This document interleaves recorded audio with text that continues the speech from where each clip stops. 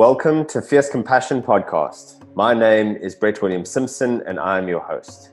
If you're sick and tired of being sick and tired, if you're second on your own priority list and you're seeking a little bit of self-compassion and self-love, if you're looking to build resilience emotionally, mentally, physically, and even spiritually, then this is the podcast for you.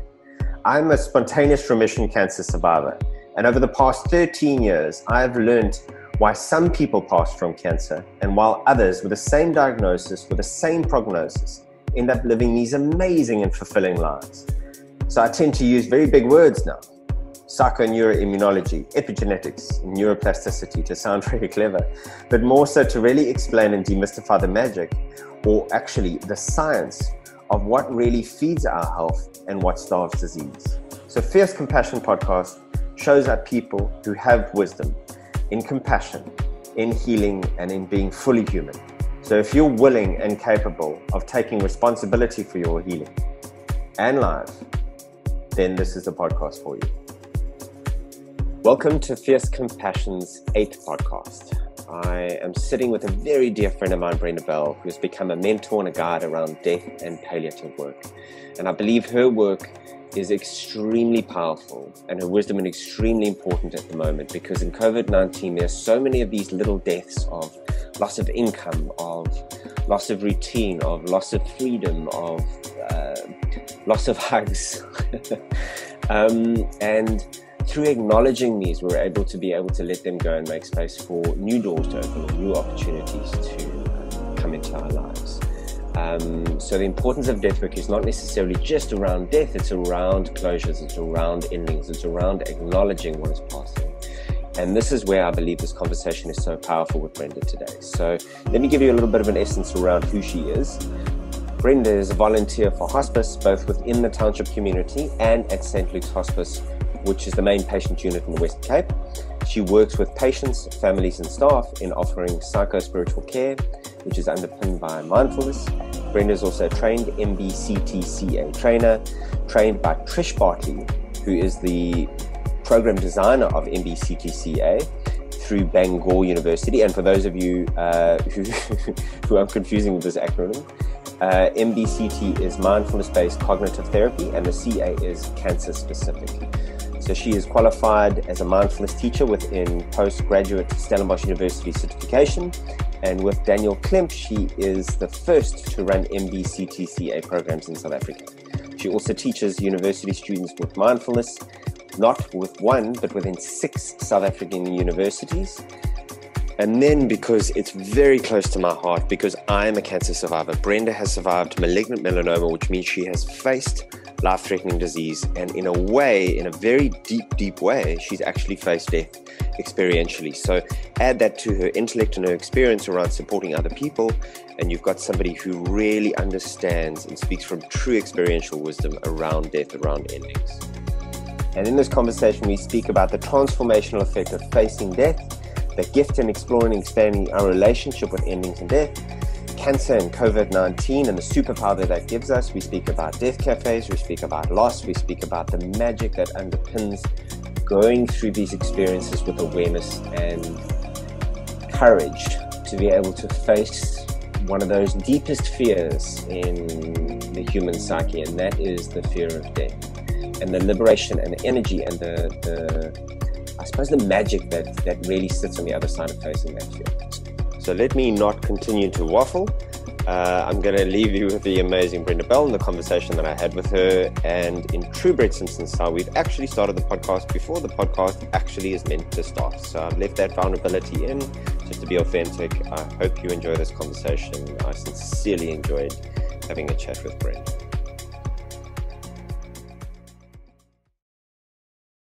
I've just pressed record and I'm excited by it. I've had a couple of harrowing podcasts just from the perspective of me trying to control and trying to add value and trying to sound a little bit clever. So watching my ego come through and then catching it late. In fact, the one I'm going to launch with Rob, for 50 minutes, I'm trying to subconsciously prove my worth within the conversation. So it's been a very interesting growth process for me in this whole um, podcast development, and it's been quite beautiful. And I think I'm feeling quite comfortable now that I don't have anything to prove. Good. Yeah. You don't. Yeah, yeah, yeah. And I think that the preparation that you and I have done just around, what I would like to, I'm truly curious at speaking into, and I'm truly curious about your perspective. Um, yeah, I think this is going to be a nice one. I'm looking forward to it. Yay.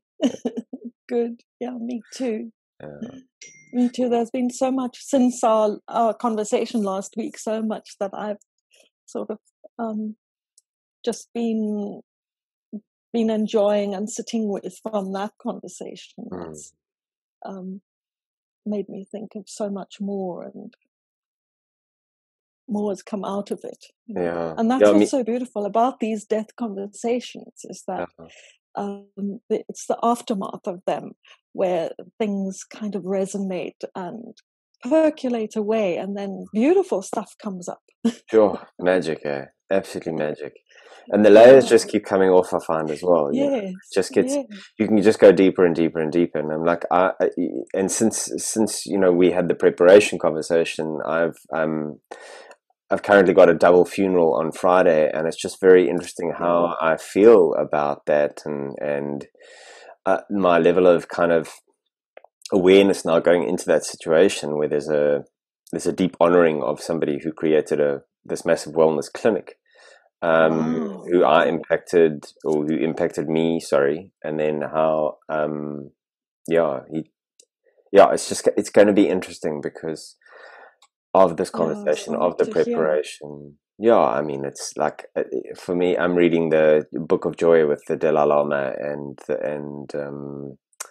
Desmond Tutu, and in one aspect that, I mean, they speak very much around death and the power of death, and the importance to meditate on it as often as possible. In fact, they do it daily. And the one thing was that they say is that they hope that people can look to death with excitement.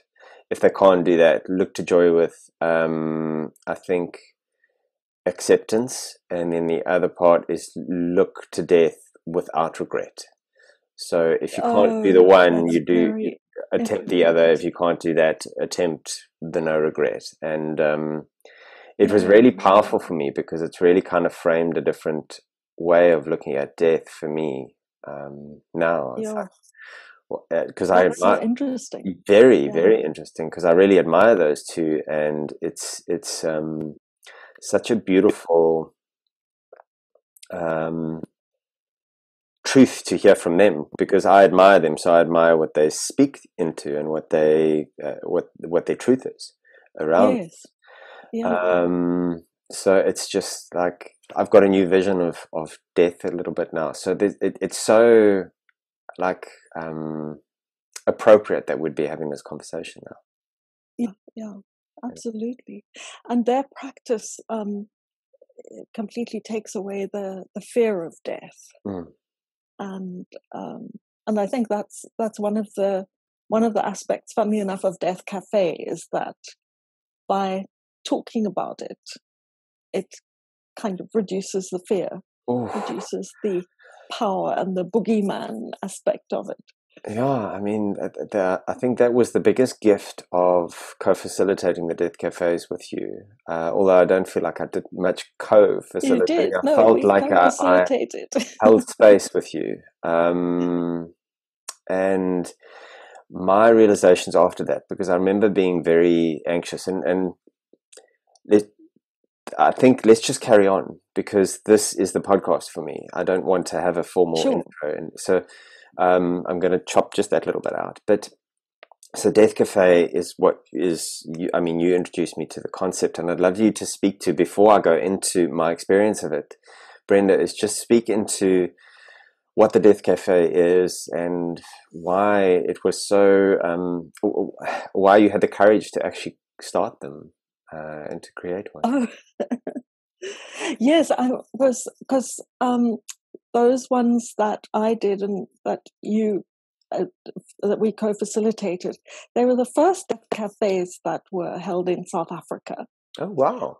And how it came about was that I heard through some of my colleagues in hospice, because I work for a hospice, I heard about Death Cafe from them, and then went and researched it and discovered that it was originated by a Swiss guy called Bernard Cretar. And then a man in England, in the UK, called John Underwood, heard about the work that Bernard Cretar was doing. He was a sociologist, Bernard, and he believed that death has become such a taboo in our society, especially in Western society. And he wanted to break through this taboo with a social experiment, and that's how he set it up, as a social experiment of just collecting people, often strangers, in a cafe. And Bernard would go and sit in a cafe and then invite anyone who wanted to come and sit with him and to talk about death, just simply with no agenda. And John Underwood was very inspired by this work. And then he and his mother here in the UK designed the Death Cafe model, which it's a social enterprise, a social experiment. Anybody can run it. Anyone can do a death cafe anywhere in the world. And there's a website about it. I investigated it and then started doing the death cafes.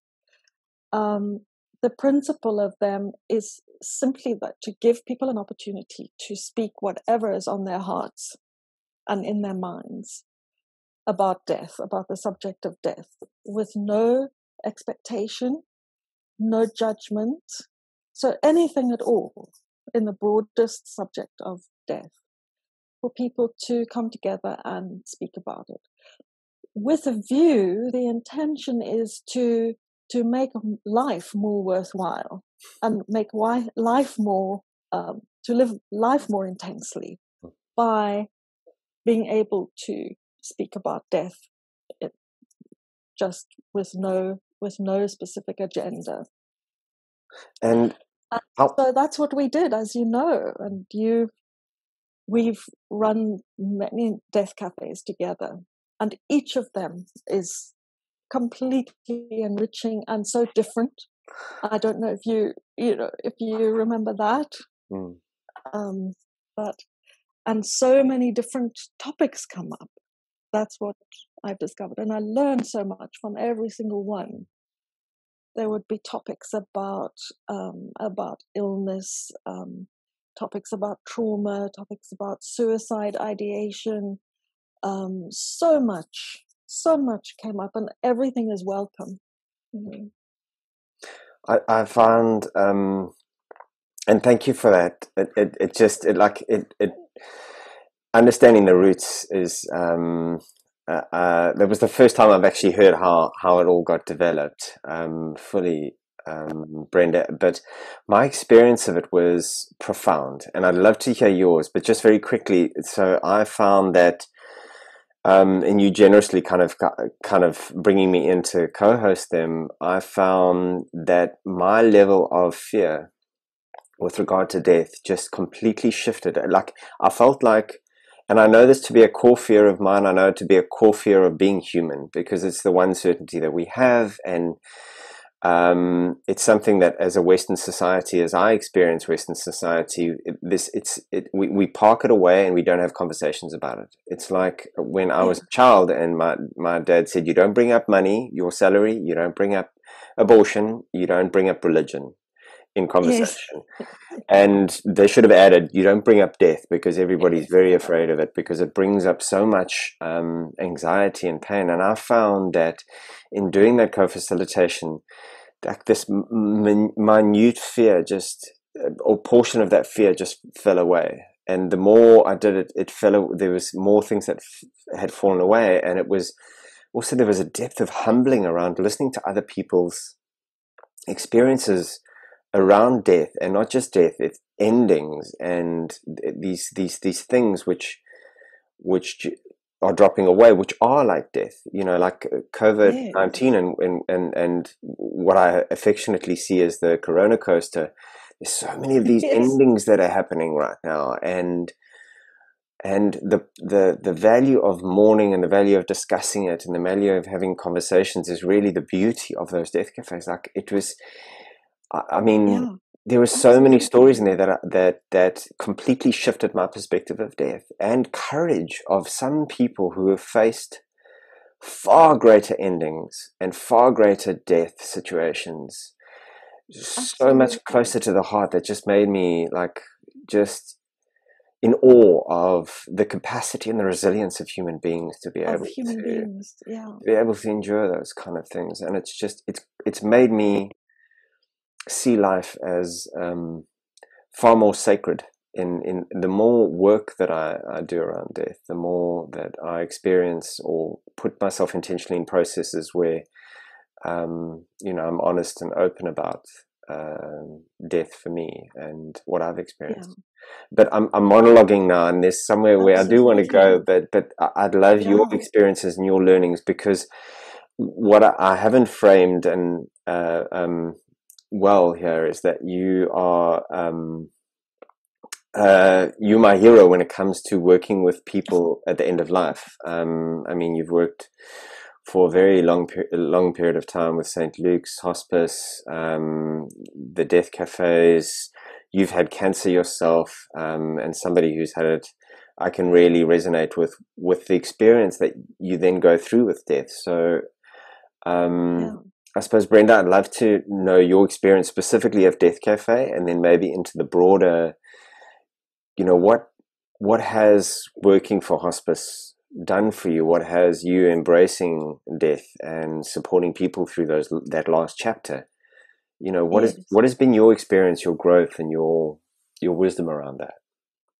Yeah. Well, I think that death cafes have really have transformed me, really, in a way, transformed my own sense and relationship with death, as has the other work that I do with dying people and with their families. But what Death Cafe has brought is, as you've said, a complete humbling of how the vulnerability of human beings when confronting death just brings out the most unbelievable resilience and the most unbelievable strength, that where sometimes I've gone away from death cafes just feeling a sense of awe about human capacity for heart and beauty in the face of difficult and suffering situations. And I liked what you said about not only death but other losses too. That would very often come out in death cafes. It's just the sense of little losses gradually mounting in some cases of people approaching death. And the other thing that I really got out of it was, or get out of death cafes, is how much humor there is. How much laughter and humor. And Brett, absolutely, that all of our death cafes were very funny. But in a beautiful and warm and open way, not a sort of nasty or vicious way. But we had some good laughs. We had some good laughs at death cafes. We did, and it's so interesting that that playfulness that comes through, that just again allows for the desensitizing, allows for the fear to drop a bit. Yes, but it is overwhelmingly, I think, about fear dropping. That's what I've learned. from them. And then, Brett, this situation, this COVID situation that we're in right now, has brought up so much for me about death and dying again, because there's so much in this current situation that's very familiar to me and reminds me a lot of my own illness. And you also have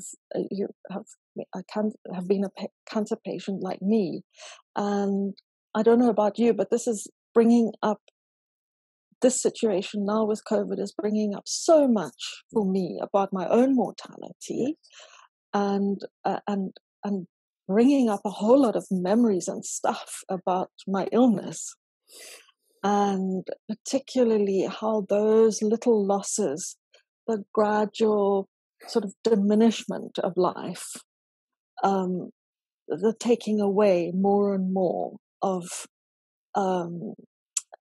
everything that is known and is familiar, and then stripping it away layer by layer down to the essentials. Really, that's what's come up for me, is questions about what is really essential in life, in my life, for the rest of my life, what really matters. That's what's been happening for me now during COVID. And then on a much more practical level, in addition to that, I have just in the last year, as a result of Death Cafe, actually, a little group that some of us formed about planning end of life conversations, and we meet like every quarter. We all did things like planning our wills, and I wrote my living will. Wow. Which specifically stated that I don't want any intervention like ventilation or anything like that, or resuscitation. And so, of course, this whole COVID situation has brought up lots of questions about that. Sure. And as I've seen more and more, examples of people actually coming through and surviving on ventilators, then I've had to go back. The living will still is there, but I've had to now have the conversation with my husband and son to say, look, guys, kind of, if I need to go on a ventilator, put me on a ventilator, because I'll take my chances. Classic. And so those sorts of things have come out of this COVID situation that remind me of my own mortality and death and dying. And it's those gradual losses of everything that we know to be and that we take to be normal. And in some ways also, my own sense of my identity has changed through this situation of COVID, which is also a familiar with working with people with death and dying, is also a very familiar transformation that happens, that identity shifts, and the possibility is there to have to lose, let go of that old sense of self and build a much more inclusive sense of self. But what have been some of your experiences? Sure. Firstly, Brenda, that was so rich, and I'm so glad you've taken the conversation in the direction that you have, because coronavirus and the lockdown and everything has brought up, I think, like you, a lot of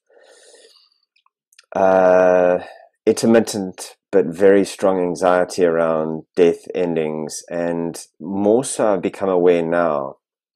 I think we're 132 days or something. The little, like what you speak about around these little deaths, these little endings. And, they were like, I had a really good contract for speaking and in a number of corporates. That fell away. I didn't acknowledge it. I had a really kind of an anchor client. That fell away. So from a financial perspective, that. And then I was looking at, like travel and connecting with my mom and dad. We've got a commitment that we see each other once every 3 or 4 months, and they live in Eastern Cape and I live here. there's a mourning of that. I haven't been able to hug my father and my mother. Yeah. There's what I've found is that there's so many of these little endings and deaths and like irrevocable transitions or shifts that have that truth is no longer possible. I'm not going to be able to have seen my parents up until probably a year after the last time I saw them, hopefully, and so many other little things that I've realized now through this whole process that I haven't acknowledged the culmination of all of those stacking on to one another. And then I've had what I've understood as the Corona coaster, and I've actually written an article this morning about it, and it's these emotional kind of break, like what feel like explosions of emotions that are just coming out. And I sat there with my partner going like, what was that all about? Like there's some old trauma coming up, there's some old stuff coming up, there's a lack of acknowledgement of what is passing, what is past. And I find that in you and I preparing for this talk, and in me kind of meditating and going through what Death Cafe has meant to me, what studying death has meant to me, what my own experience, like you, with cancer has meant to me, is that endings need acknowledgement. They need space in order to grieve. They need and I think what I've mostly learned from this coronavirus is that I haven't, for the first part, been very conscious around the culmination of these endings, these closures, these deaths. They are deaths of parts of my life. And there needs to be some level of acknowledgement of that so that I can let it go. And that ties into exactly what you mentioned around when I can let that go, when I can acknowledge and let that go, it can strip away things that are not important. And and I got gooseflesh just saying that, because then I know it's not just me that's saying it. There's something else afoot. And that the important things have really reframed so beautifully. I've had moments that I've just landed in the deepest level of gratitude for what I have in my life, for me too, the food that I eat. I mean, I'm on a 5-day fast at the moment. I'm right in the middle, and I'm learning such a deep value of the privilege of food. And it's I've chosen to have a death of food for 5 days, and it's been very humbling to sit into the space and go, this is the reality. These struggles that I'm having at the moment with hunger are what a lot of people in South Africa are having right now. And it is, I mean, the emotions are already coming up around that. So I think my level of, and what you mentioned is the stripping away of things that are non-essential is a beautiful process. It's painful, but it's a beautiful process to have consciously gone through now, where people are everything to me. They are my health and the people that surround me who influence my health, and I know that to be very true. And expanding myself and letting go of things that don't serve me are the most important things that I'm focused on right now. I mean, I'm financially in a very challenging situation, but so are many people. I've unworthiness and all sorts of things are coming up. There's a lot of deaths of old belief systems coming up too that I'm letting go of and that are hard to sit with. And I'm finding it both incredibly cathartic and incredibly hard as I begin to acknowledge more and more of what has died, and what has ended, so that hopefully I can make space for, I suppose, a new version of Brett, a new version of how I choose to show up in a way that acknowledges those important things that are left behind. So that's been my experience, and it's it hasn't been easy. That Corona coaster is a real thing. Even for the privileged like myself, and it's been very humbling to go through everything. I found it very valuable, to be quite honest with you, Brenda. Incredibly valuable, and I really honor you for how you are so courageous in in in the letting go. Um, the letting go process is, I think, just so important for us. In this, like, I came across a beautiful quote the other day from Kierkegaard, who said that to let go of your foothold temporarily is okay. Not to let go of the foothold, you will lose it forever. Yo, there is wisdom in that, isn't there? That's such a powerful quote. So really honoring you about that. Just the allowing that you've done of the letting go. It's come with tears. It's come with pain. But thank you. I appreciate that, and I'm going to accept and then also reflect as well that you and I have gone a journey together. We met at the MBSR course that a lovely human being, Mandy Johnson, pulled together quite a number of years ago. I don't know how long, but it was about 5 or more years ago. Yeah, it was my first real introduction to mindfulness. But you and I've learned an amazing amount of humility and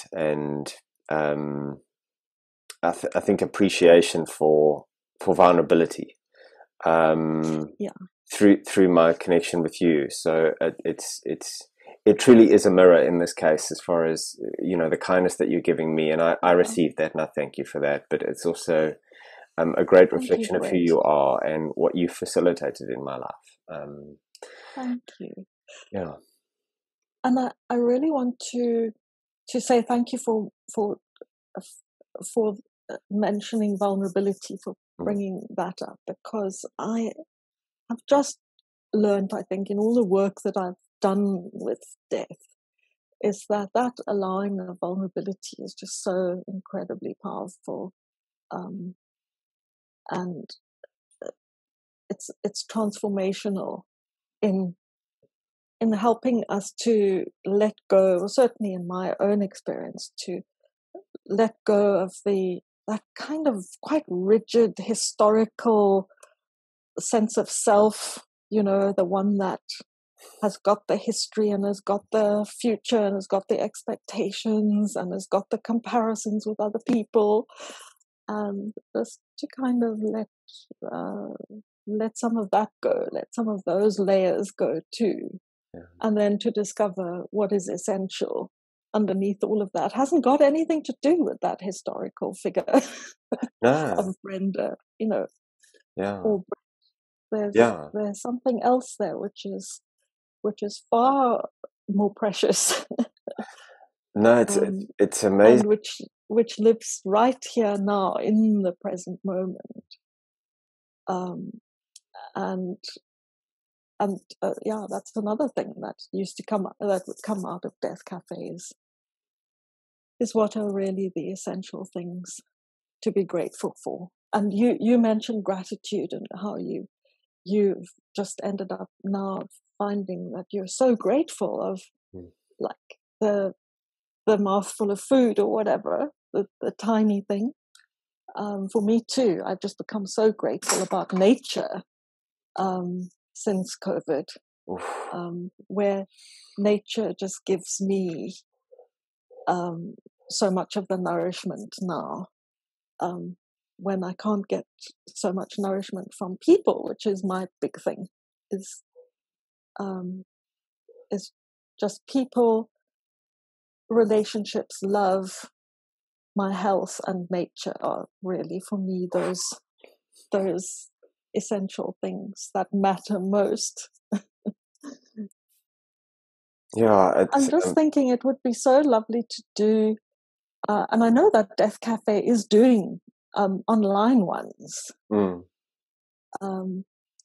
it would be a cool idea to do death cafes like that. Oh yes, I'm in. I also just want to kind of just pick up on one thing that I've also that you mentioned that I just also had the same experience with. Is around nature. I'm becoming acutely aware of people like Zach Bush, MD, and people who are looking at nature for the examples and the real wisdom that sits when we observe. In fact, I've done what's called a wisdom walk with a friend of mine who actually facilitates and coaches people through a full day from sunrise to sunset. Of this going into nature and just allowing the silence and nature to kind of feed into you what wisdom you might need to be able to shift and move forward in life and to let go of things and to do the processing that you and I do as coaches. And it was staggering for me after, I think, not having been in nature for however long the hard lockdown was, 4 or 5 weeks or somewhere around there. And I remember Yeah, going even into the longer. mountains for the Yes, first time and sure. nearly like the emotions that came through when I put my hands on this rock, climbing up a trail. I became very emotional, and it was the first time that I'd realized how much of a role nature plays in my well-being, my sanity, my resilience. It's tied deeply into the natural world, and I think Yes. I've been obsessed on Netflix with every single nature program I can get my hands on, and it's been Wow. amazing to see how sophisticated, clever these symbiotic systems are that exist in nature. That if we would just reconnect with it, a lot Yeah. of what we kind of speak into finds its own natural rhythm. Um, Yes. yeah, but anyway, I'm going on a real monologue Yeah. here, Yeah. but yeah, I think for me as well, Brenda, relationships, and nature, the value of nature, the value of a simple life, and that depth of appreciation you beautifully reflected is,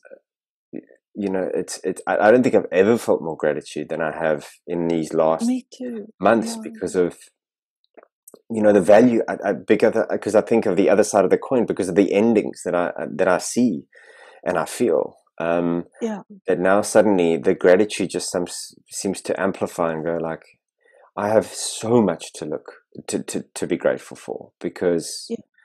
of the privilege that I've had in every aspect of my life leading to this Yeah. point. But anyway, Absolutely. I'm getting off the death work now. Thank you, um, Brett. But um, but while you were speaking, and especially about the relationships um, uh, and what's really important at the end, just reminded me of someone who was one of the people who I sat alongside when they were dying, and she said to me she had an absolutely amazing conscious death, and she said to me just before, she said, "Okay, Brenda, now I can see all that is left is love. That's what's all that is left now is love." oof, And she had gone through this, what we're calling now this stripping away, stripping away, stripping away, stripping away, as the layers of the onion until, and what is there. mhm. And and I just was so moved by that. It was so transformative for me to experience that with her, and that what you were saying reminded me of that. Oh, I mean, what a privilege to be able to be with somebody with such a Yeah, sure. openness It to be was able to one honor of what the is happening to her. biggest privileges of my life. Yeah, Yeah, I mean, it brings up.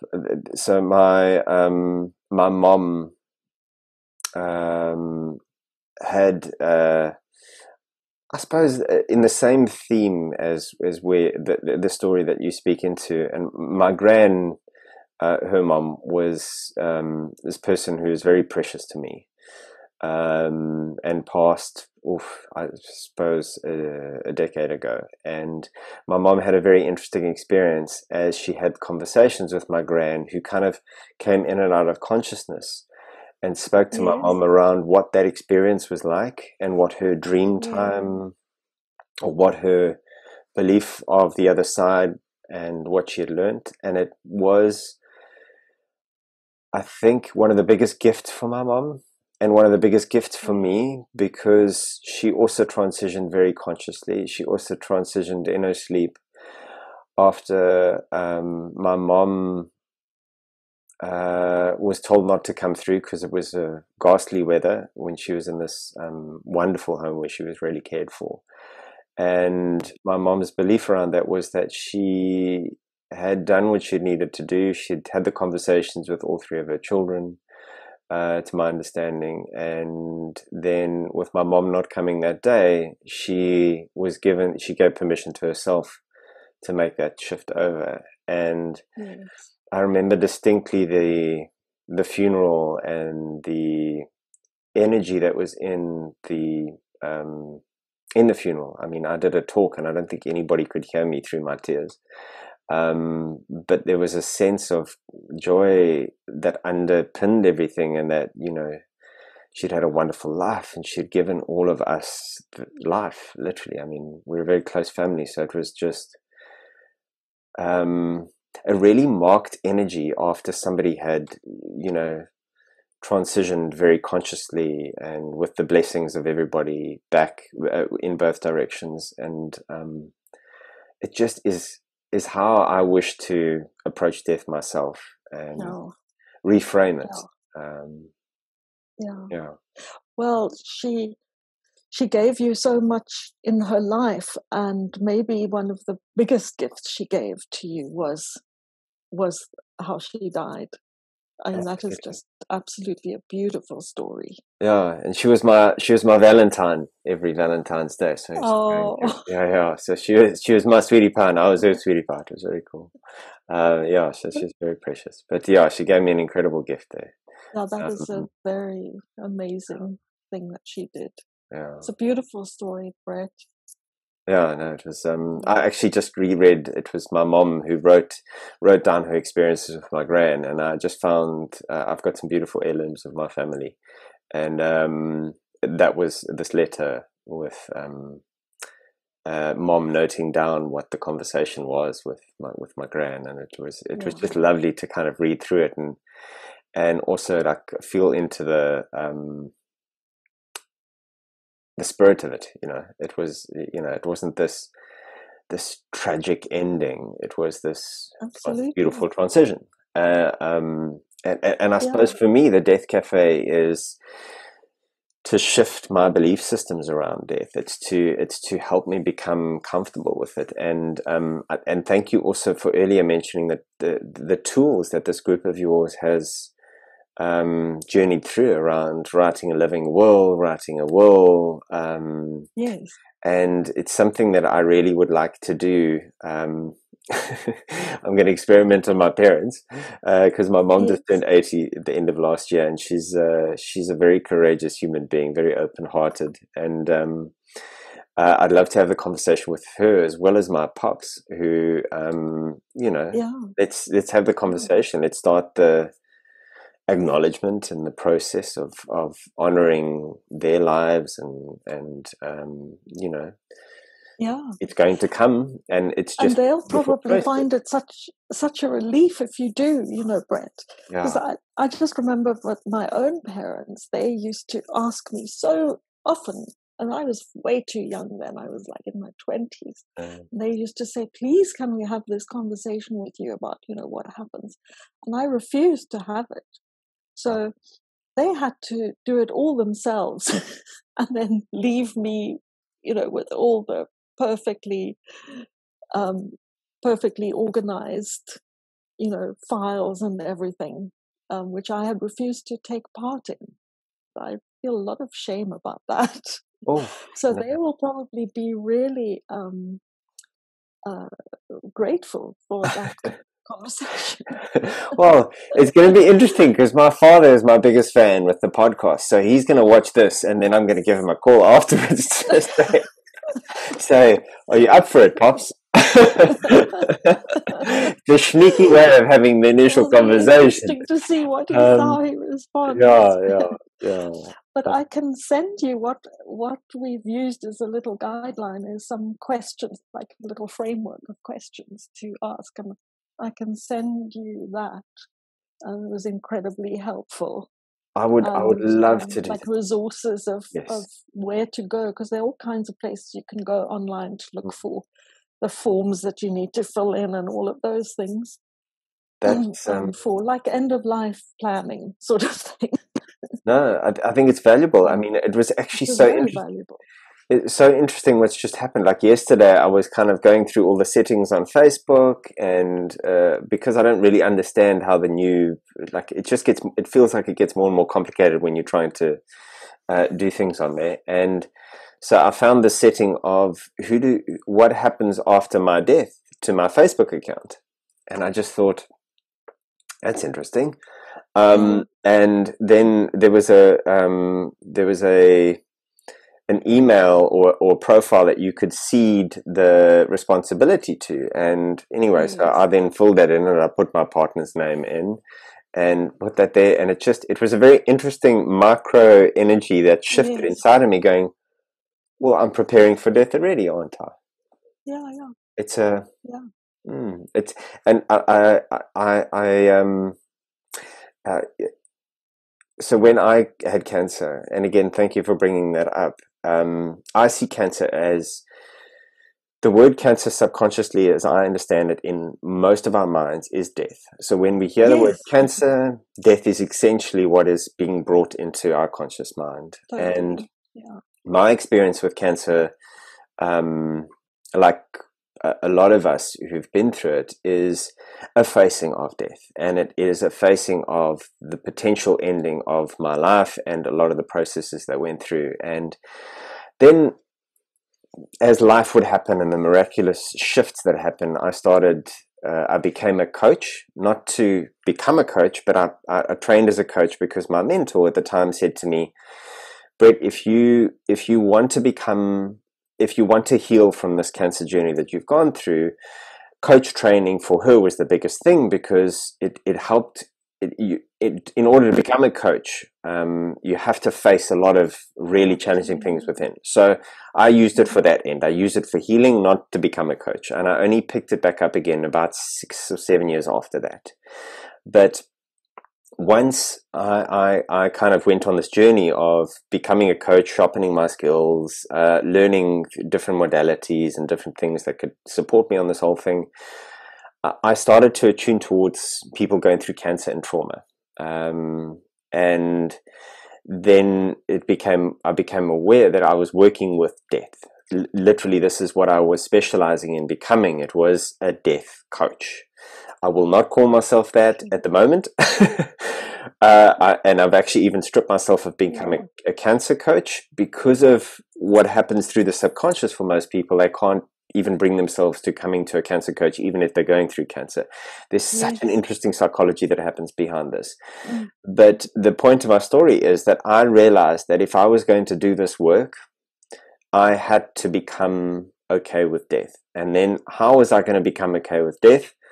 I picked up every single book that I could that made sense to me, that called me, that was a perspective of death. So I read stories about people who lost parents. It was a celebrity account with this beautiful writing skill. It was Neil Donald Welch from a deeply spiritual perspective. It was Atul Gawande on being mortal. I mean, it was just a beautiful way. It's just a really beautiful book. It was, and then the master, Elizabeth Kubler-Ross, on death and dying, and what she learned through all of her sitting with people who were dying. So, and through that process, I started to process, and then I started to become more okay with sitting with people in that space, because then I realized I wasn't projecting onto them my fears. I wasn't trying to make everything okay. And I've lost many clients to cancer. And I've had the most special period, the most special moments I've ever had in coaching, and I'm filled with goose flesh at the moment, was people who were dying and who died, but through an acceptance process. They got to a point where they started to go, I'm okay to pass. And that was the magic that happens in those moments. And I mean, I can only imagine what some of your experiences have been, Brenda, because I had one patient in particular when I started working for a clinic, specifically around cancer in Cape Town. And when she passed, it was one of the most amazing processes. She facilitated healing within her family before she passed. She brought them onto the same page. The doctor facilitated the most magical kind of connection from the family getting into the space that she was around acceptance. The conversations I had with her were just beautiful. They were light. They were playful. It was the biggest gift that I gave myself, was to start that journey of accepting. And I'm most certainly not in a space where I've accepted, but I'm moving in that direction very consciously. And it has been, if I were to give myself the result of what you and I have spoken to around Death Cafe, being the desensitization, and what that yields is a more intent, more appreciation, and more gratitude around the life that I have in this moment. And making everything that I'm traumatized by or challenged by in my past accepted, and the nuances of like imperfection in my personality and experiences and where I failed, it just softens the self-abuse or the self-critic that happens inside. So I think this conversation is probably one of the most meaningful I've had on this podcast series, because it's really, this is a process that I've kind of that has given me a deep affinity for life, a deep acceptance of myself, a deep okayness with what is, not what should be, but what is. And I'm still going through this process, and I'm surprised of some of the words that are coming out of my mouth at the moment, to be quite honest. I'm just saying, Brett, we've got to get these down in writing. This is such a beautiful way to sum it up. You've just put it in a nutshell. Well, it's beautiful. It's honestly through the work that you have done that has been allowed me to kind of get more excited and get more into death through the Death Cafe. So again, I have gratitude for you for allowing me the direction of this process that I've kind of gone through, and I'm still in. It's having that conversation with my parents is nerve-wracking as well, because it also acknowledges that I'm going to lose them, and that's as obvious as I know that there's emotions that are going to be attached to that as well. So that's another thing, another occasion for surrender and, and acceptance, and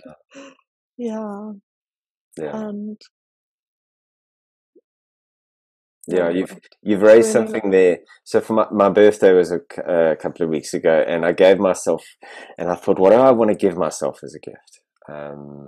And this book has been coming at me from so many different directions that I know that life is trying to encourage me to read it.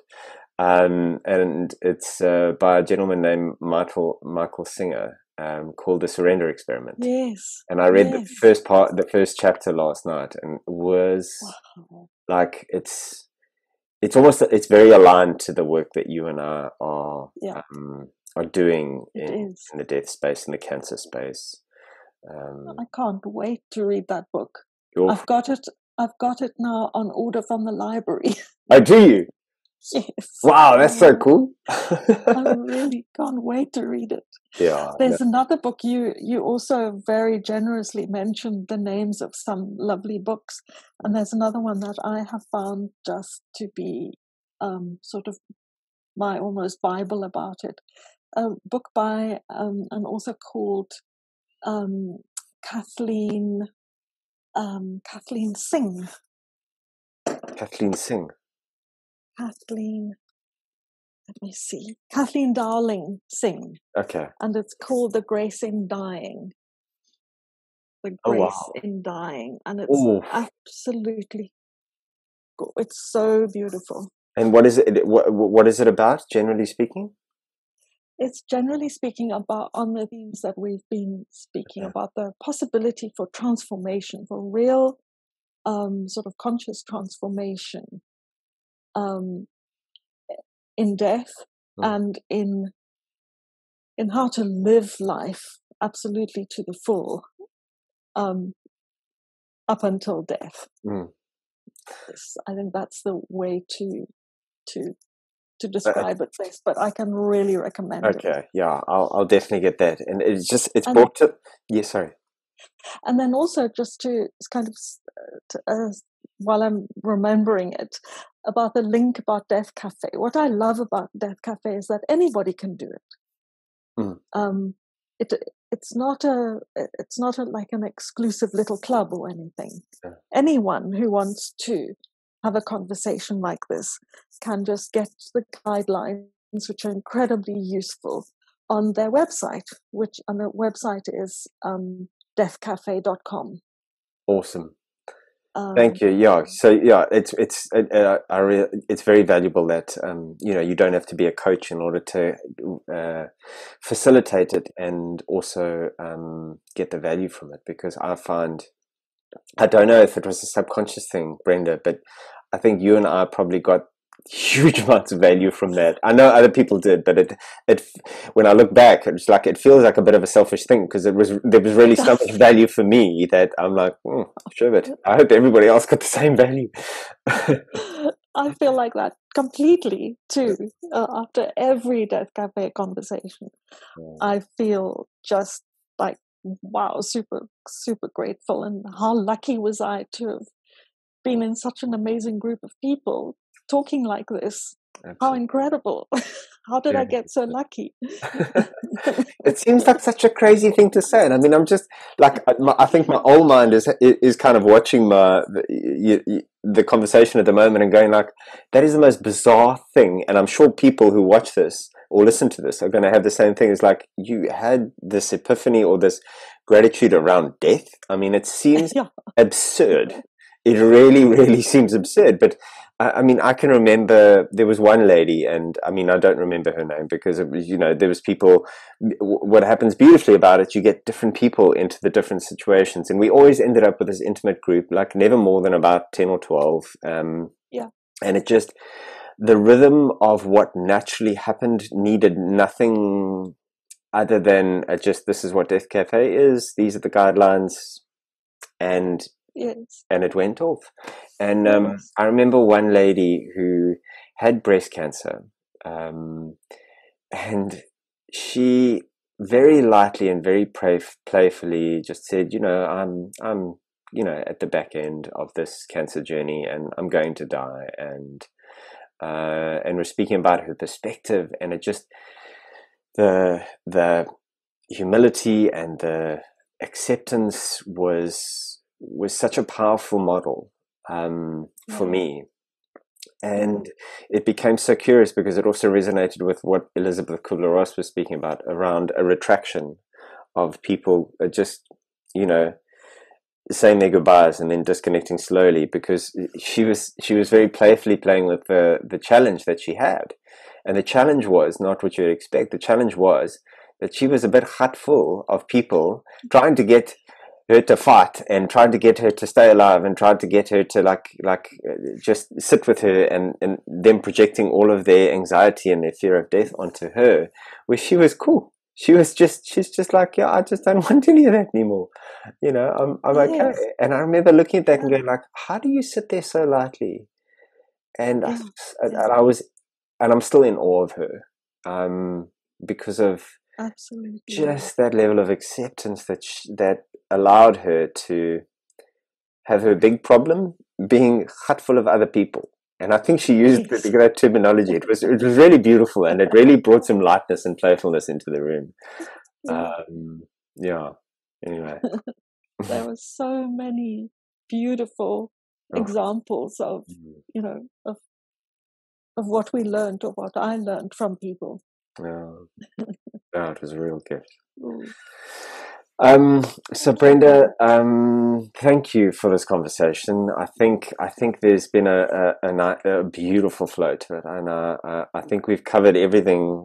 I mean, I'm just looking at our preparation.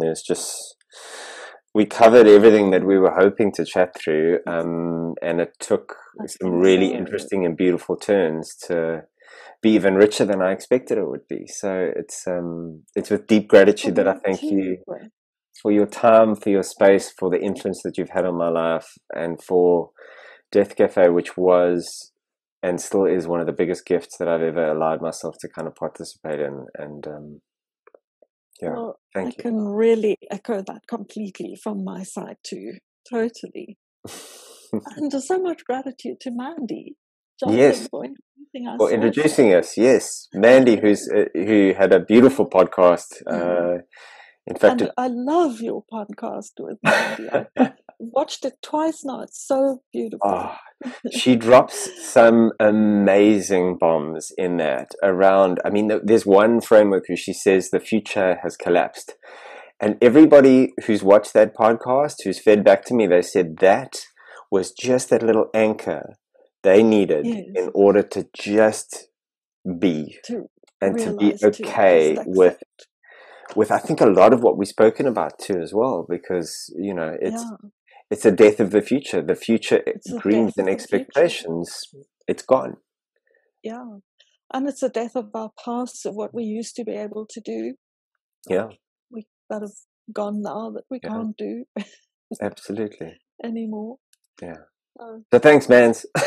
Thank you. And thank you, Brenda. Again, thank you very much for this. Yeah. Thank you for this, and for all your podcasts are amazing. I just love them.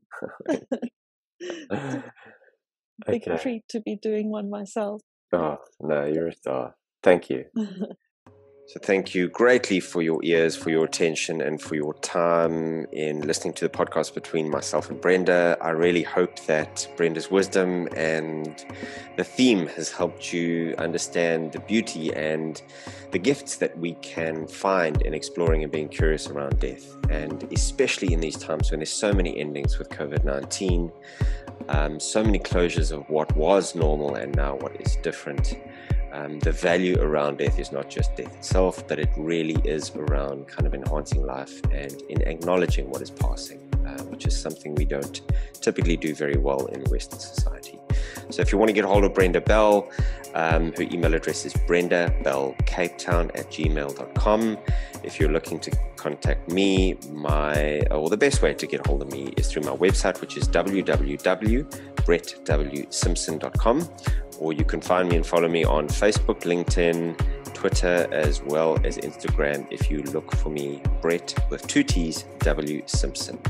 And if this podcast is meaningful for you, or if you've got somebody in the back of your mind that might get something, a little bit of a gift out of this, please do forward this. And please, if you are interested or enjoy the work that I provide, please do follow me on social media. Thank you, and have yourself a magnificent day.